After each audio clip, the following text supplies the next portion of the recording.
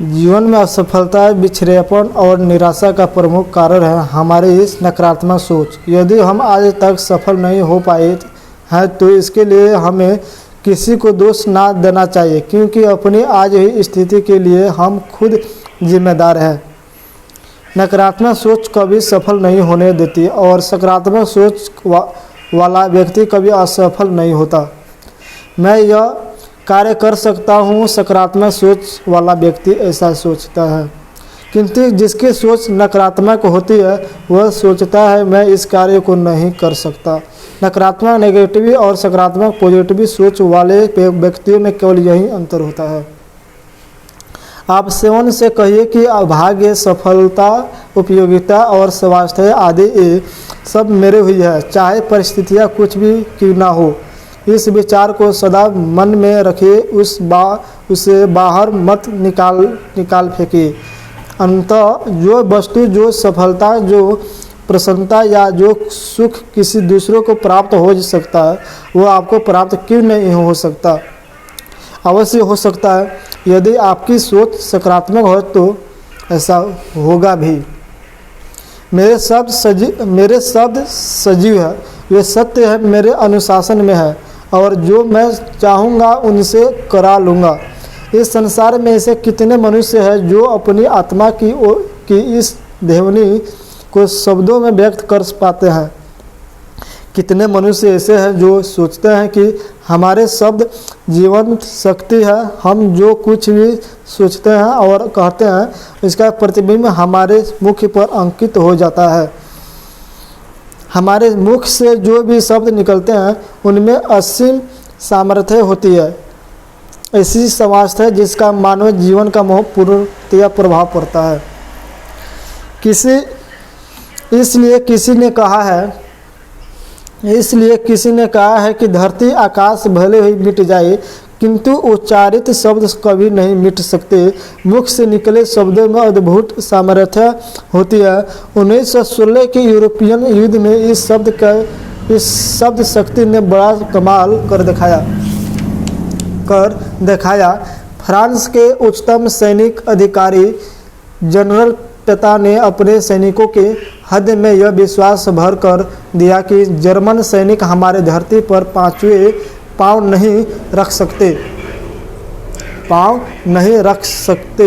इसके शब्दों में ऐसी शक्ति, ऐसी सामर्थ्य थी कि उसके सैनिकों में उनसे हृदय में उत्साह जाग गया। इससे सैनिकों में स्फूर्ति का संचार हुआ और वे जी जान से लड़ते हुए विजयी हुए।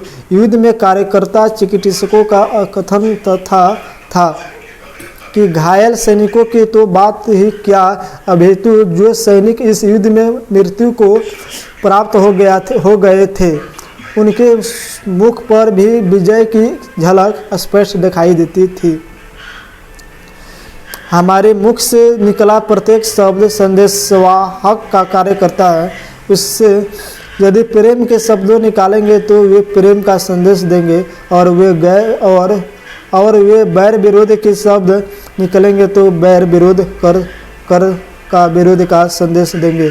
मन में विचारे शब्दों से मुख से उच्चारित शब्दों की सामर्थ्य कई गुना अधिक होती है।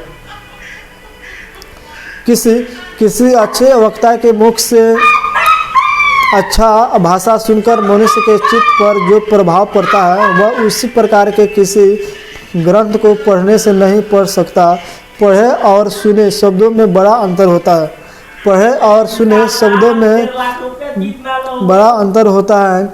लिखित शब्द भूले जा सकता है किंतु सुने गए शब्दों को आसानी से भुलाया नहीं जा सकता। उन शब्दों के पीछे जो विचार शक्ति है वह शक्ति संपन्न होनी चाहिए।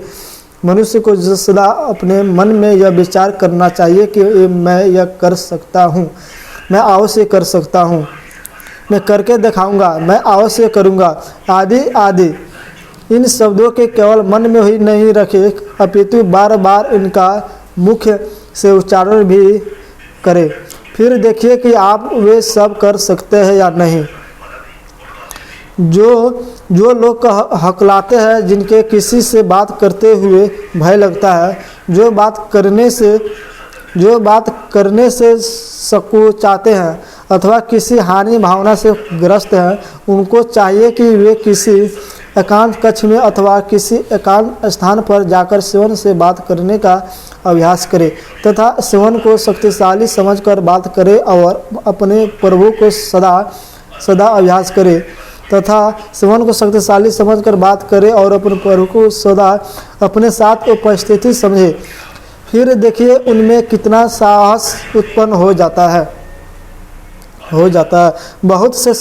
बहुत से व्यक्ति जीवन की प्रतिदिन की समस्याओं के आगे नतमस्तक हो जाते हैं अथवा उनसे हार मान लेते हैं। वे श्रम करते हैं, संघर्ष करते हैं और मुंह बनाकर बड़े दिन भाव से भी शिकायत करते हैं तथा यह मान लेते हैं कि इस जीवन में वे भाग्यहीन ही है। संभव है कि बहुत से व्यक्ति भाग्यहीन होते हैं, किंतु एक ऐसा भाव भी है जिसके दम पर भाग्यहीनता पर नियंत्रण रखा जा सकता है और यहाँ तक कि उसे हटाया भी जा सकता है। यह बड़ी दुखद बात है कि लोग समस्याओं, चिंताओं और कठिनाइयों के आगे हार मान लेते हैं, जो बड़ी गलत बात है। इन्हें शिवन पर कभी हावी नहीं होने देना चाहिए। यद्यपि आप बाधा आदि को अनुमति दे सकते हैं कि वे आपके मन मस्तिष्क पर उस सीमा तक अधिकार कर ले जहाँ कि वे एक प्रबल शक्ति बन जाए और इस प्रकार वे आपके विचारों की सबसे प्रबल तत्व बन जाएगी। यदि आप सीख ले कि किस प्रकार उन्हें मस्तिष्क से बाहर निकाला जाए, किस प्रकार मानसिक रूप से उनका दास बनने से इनकार किया जाए और किस प्रकार अपने विचारों के माध्यम से आध्यात्मिक शक्ति को विकसित किया जाए, तो आप इन समस्त बाधाओं, समस्याओं, चिंताओं और कठिनाइयों से ऊपर उठ सकते हैं, जो आपके सामान्य रूप से हरा देने में समर्थ है। एक कोरा कागज अपने सामने रखिए, उनमें एक और ऐसी बातें लिखिए जो उत्साहप्रद, सफलतादायक अथवा विजय प्रदायक हो।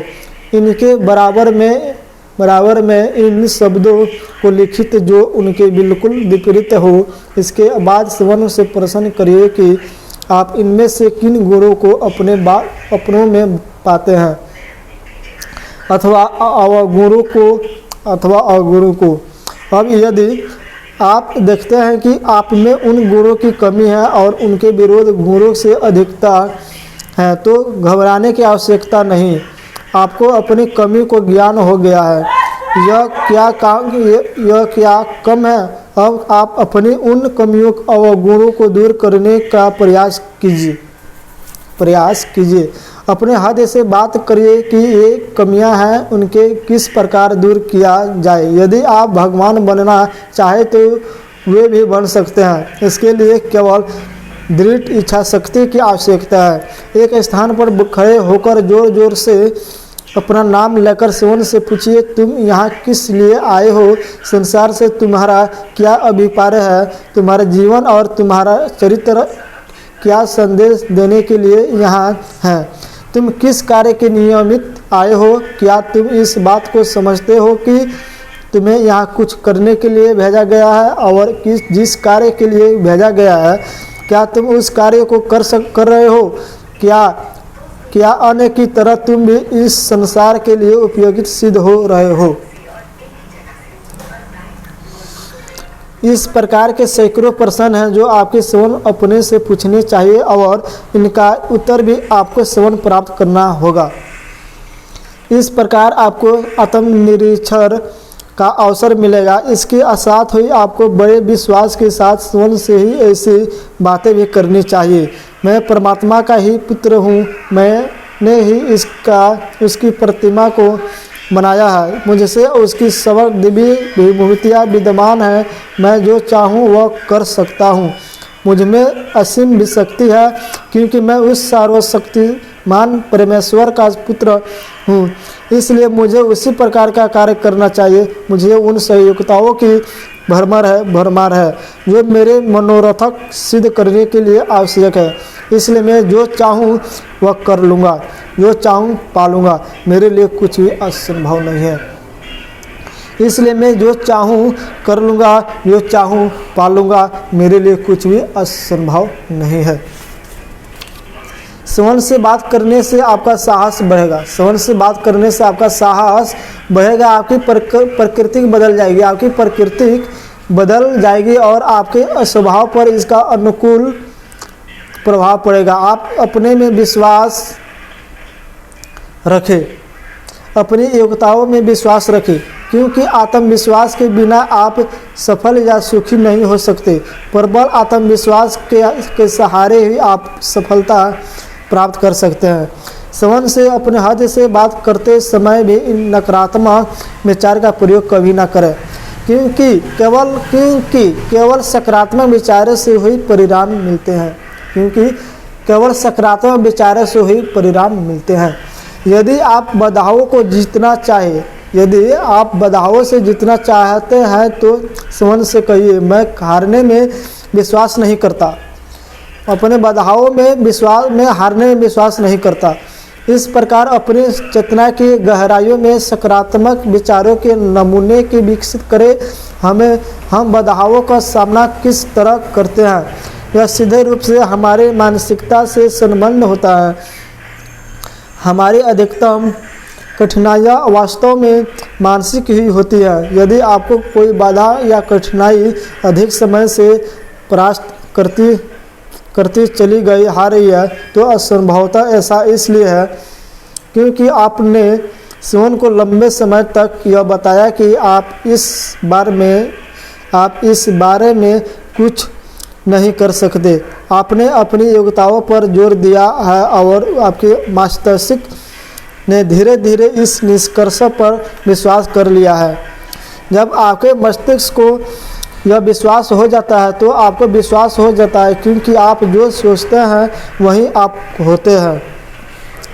लार्सन द्वारा सुझाए निम्न वाक्यों को आदि आप नित्योप्रति नियमित रूप से दोहराएंगे तो आप में महान परिवर्तन हो जाएगा। लोग आप पर भरोसा करने लगेंगे।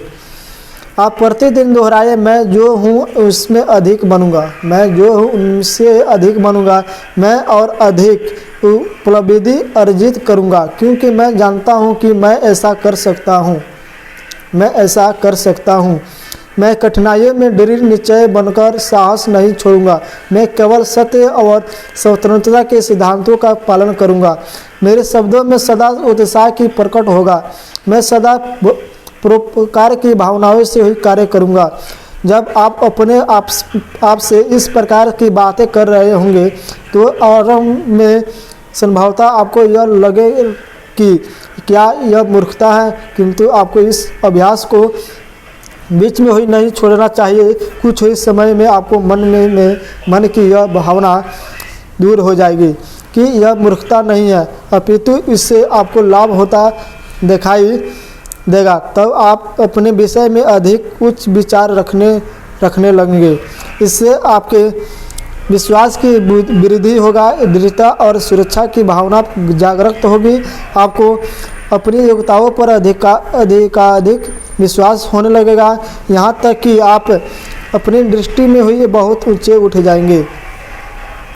नेतृत्व के प्रति अपने मन में किसी एक ऐसे व्यक्ति का ध्यान कीजिए जिसके कार्य से आप प्रभावित रहे हैं। श्रवण में उन गुरु को समाहित करने का सत्य यत्न कीजिए और श्रवण से कहिए कि आप भी उस जैसा बनना चाहते हैं। यदि आपसे किसी प्रकार की भूल हो जाती है तो इसकी चिंता मत करिए। सदा अपने को यह विश्वास दिलाइए कि आप सफल की ओर बढ़ रहे हो। आपको चाहिए कि ये जो प्रण आपने किया है, जो संकल्प आप मन में धारणा किया है, उसको निरंतर दोहराए रहिए और उसको पूर्ण करने का प्रयत्नशील भी रहिए। कोई आपकी निंदा करता है या प्रशंसा, इससे आपको कोई सरोकार नहीं होना चाहिए। आप अपनी धुन में, अपनी मस्ती में, अपनी पूरी शक्ति के साथ अपना कार्य करते रहिए। लोगों को चिंता छोड़ दीजिए, अपनी सहायता स्वयं करिए। परमात्मा भी उसी की सहायता करता है जो अपनी सहायता आप करते हैं। केवल भगवान या भाग्य के सहारे बैठे रहने से कोई भी व्यक्ति उन्नति नहीं कर सकता। भोजन, जल और रहने योग्य स्थान बनाने के लिए पशु पक्षी